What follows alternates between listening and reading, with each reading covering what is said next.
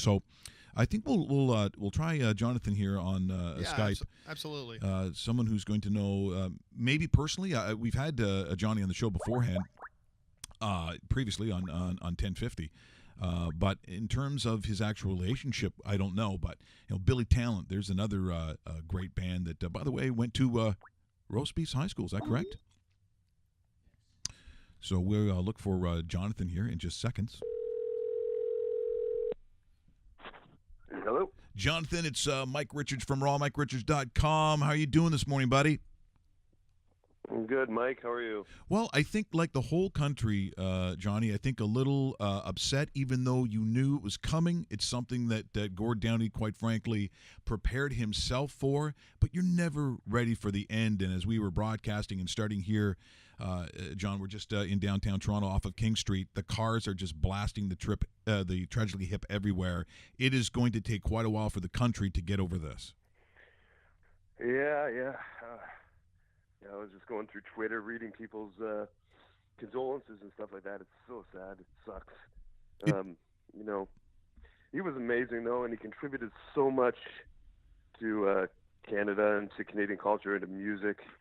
It's just it's tragic.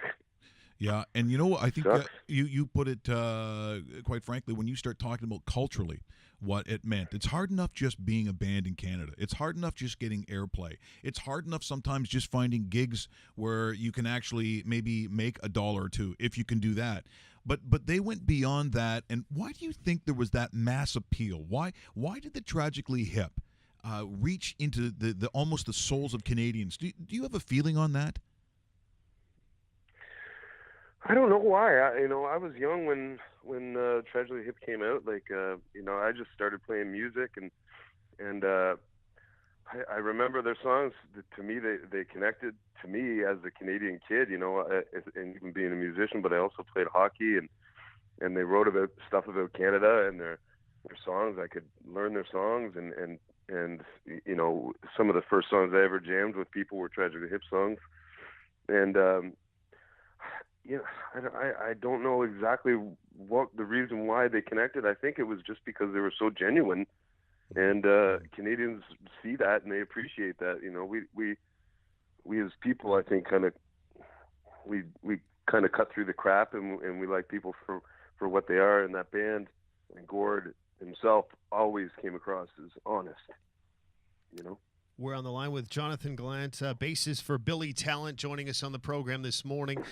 Jonathan, as far as Billy Talent is concerned, you guys toured Canada just as much as the Hip did, as far as going, town to town, place to place. Did you ever have any, meetings, or did you ever play together at a festival with the Hip, or do you have any memories of a time in the past that was pretty great between the two big bands? Oh man, I got lots of them. Well, first of all, one of my very first festivals ever was the Canadian Party.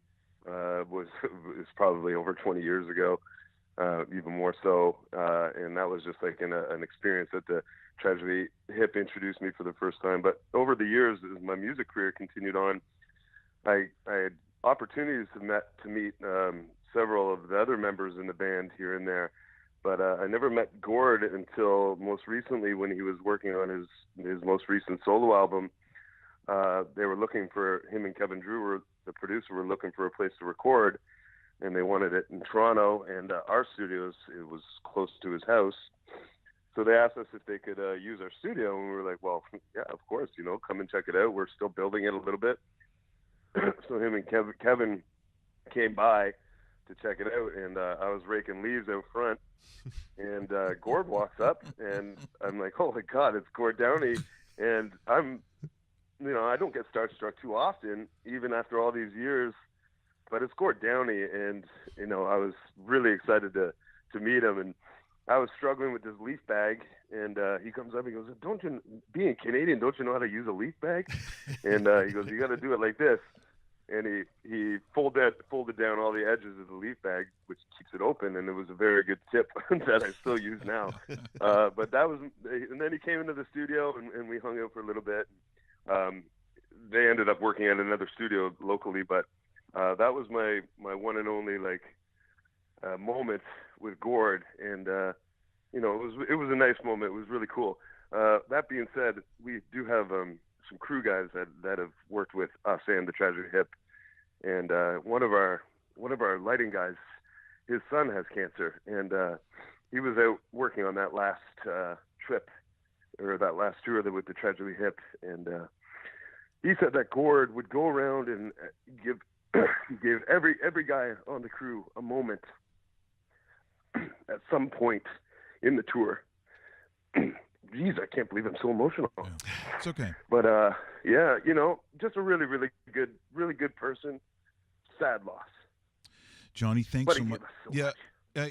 I really appreciate in a very difficult time you joining us, and I think, you know, the struggle that you're having at this very moment is the one that I think most Canadians are going to have from time to time for quite some while. Not just today, but I think that is a mourning process that it will not be easy for this country because of what they meant. So you're just a great representative, I think, of what the country's feeling here today. And so I really appreciate you, John, joining us here this morning. And look, best of luck. Hopefully we'll get a chance to see you maybe down here, talk to you later on. We'd love to have you in on obviously a very different subject. But for today, this is what we're talking about, and I really appreciate this time, my friend.